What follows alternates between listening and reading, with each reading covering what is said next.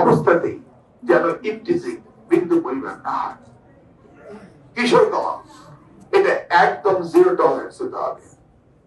রাত্রেবেলা ঘোরাফেরা করা অযাচিত ভাবে কিশোর, আমি দেখেছি নির্বাচনের সময় সারা রাত্র রাস্তার মধ্যে কিশোরে ঘুরে বেড়ায়।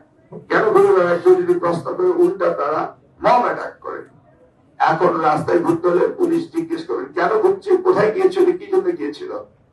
এতে যদি কনস্টিটিউশনাল ভায়োলেশনের কথা বলেছি আমরা পরে দেখবো। আমরা কচুয়াতে একটি নিরাপদ জোন চাই, এটা হতেই হবে, এর কোনো বিকল্প নাই। সন্ত্রাস আদৌ টলারেট করা হবে না। আমি আবার অনেক নেতা কর্মী এখানে রয়েছেন, আমি আপাতত সময় দিতে পারছি না, তার অর্থ এই নয় যে তোমাদের মিলন ভাই তোমাদের কাছে দূরে চলে গিয়েছে। আমি মন্ত্রিত্ব পাওয়ার আগে বেশ ব্যস্ত ছিলাম তোমাদেরকে নিয়ে, এবং পাওয়ার পরপরই আরো ব্যস্ততা বেড়ে গিয়েছে। কিছুদিন এরকম থাকবে, সপ্তাহখানেক, তারপরে ঠিক হয়ে যাবে। কারণ আমরা অনেক বিষয়গুলোতে তাৎক্ষণিকভাবে আমাদের অ্যাড্রেস করতে হয়েছে। ধরা যাক সেই দিনেই আমাকে সিদ্ধান্ত নিতে হয়েছে রোজার সময় স্কুল খোলা থাকবে কি বন্ধ থাকবে। এই ধরনের অনেক সিদ্ধান্ত এই মুহূর্তে আমার টেবিলে, যেগুলি নিয়ে আমাকে প্রচন্ড কাজ করতে হচ্ছে। তাছাড়া এটি একটি বিশাল মন্ত্রণালয়, এই মন্ত্রণালয়ের 15টি অনুষদ রয়েছে, তারা সকলেই আসছে, ফুলের তোড়া দিচ্ছে।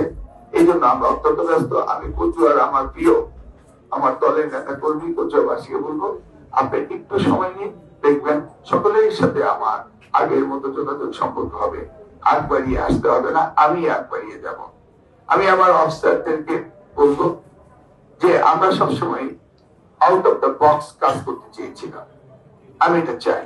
ধরুন আমরা মন্ত্রী হয়েছি, আমি এবং আমার প্রতিমন্ত্রী আমরা দুজনে মিলে এক গাড়িতে করে একসাথে হাতে হাত ধরে আমরা ক্যাবিনেট মিটিং এ এবং মন্ত্রণালয়ে গিয়েছি।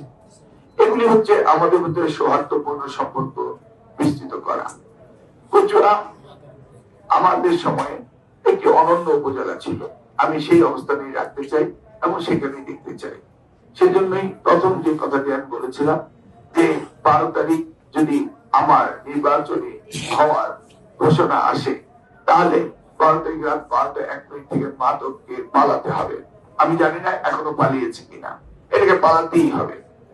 আমি ব্যক্তিগত ভাবে এগুলিকে পরিদর্শন করার চেষ্টা করব এবং করার চিন্তা করছি, কিন্তু আমাকে যেভাবে প্রশাসন আটকে রাখে আমার মনে হয় না আমি বেরোতে পারবো, কারণ this is instruction from the upper authority.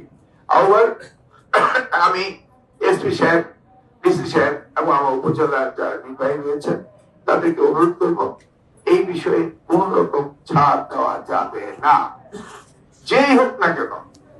আমি জানি আমার সাথে অনেকের ছবি তোলা হয়, ফুল দেওয়া হয়, গোলাগুলি করা হয়। এর মধ্যে আমি জানি অনেকেই ছবি তোলে এগুলিকে অপব্যবহার করার জন্য, ক্রিমিনোলজি মাইন্ড নিয়ে। আমি তো জানি, আমি বুঝি, আমি দেখি, আমি চিনি, জানি। আপনারা কিন্তু বিভ্রান্ত হবেন না। আমার সাথে ফুল দিয়েছে, আমার সাথে খেয়েছে, আমি মিষ্টি খাইয়ে দিয়েছি, doesn't make no difference to me, even my brother। আপনাদেরকে কোন রকম মার্সি দেওয়ার কোন সুযোগ নেই। আমি নিজেও জানি যে আমার দল অন্য দল, এবং আমি দেখি, জানি, শুনি, চিনি কারা কোন অবস্থায় কি করে। এগুলিকে এখন আপনাদেরকে অ্যাকশনে যেতে হবে। এটা হলো মাদক।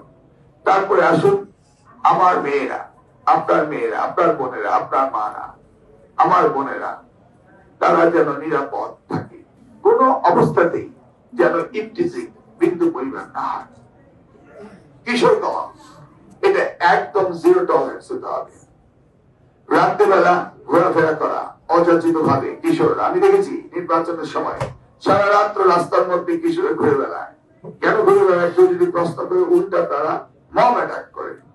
এখন রাস্তায় ঘুরতে হলে পুলিশ জিজ্ঞেস করে কেন ঘুরছে, কোথায় গিয়েছিল, কি জন্য গিয়েছিল। এতে যদি কনস্টিটিউশনাল ভায়োলেশনের কথা বলেছি আমরা পরে দেখবো। আমরা কচুয়াতে একটি নিরাপদ জোন চাই, এটা হতেই হবে, এর কোনো বিকল্প নাই। সন্ত্রাস আদৌ টলারেট করা হবে না।